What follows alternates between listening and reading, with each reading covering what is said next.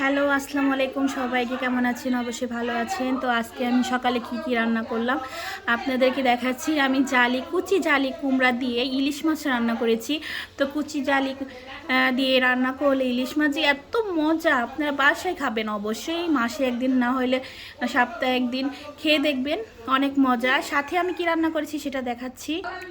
সাথে আমি শাপলা দিয়ে চিংড়ি মাছ রান্না করেছি। এই শাপলা হচ্ছে আমার খালা শাশুড়ি বাসায় বেড়াইতে গেছিলাম, ওইখান থেকে নৌকা দিয়ে উঠাইছি, সেগুলো চিংড়ি মাছ দিয়ে শাপলা ভাজি করেছি। এখানে আমি ভেন্ডি ভাজি করেছি। এখানে আমি আমার মেয়ের জন্য একটা ব্যাগ কিনেছি, কাবার শরীফ। তো এই কাবার শরীফ ব্যাগটা অনেক ভালো লেগেছে, কারণ এখানে মানে ব্যাগটা ঘরে রাখলে মনে হচ্ছে যে আমার কাবার শরীফ আমার ঘরে আছে। তো সবাইকে আসসালামু আলাইকুম। অবশ্যই কাবার শরীফ ব্যাগটা যাতে বাচ্চাদেরকে কিনে দেবেন, বাচ্চারা 10 টাকা পারুক 20 টাকা পারুক জমাবে ইনশাল্লাহ। আসসালামু আলাইকুম।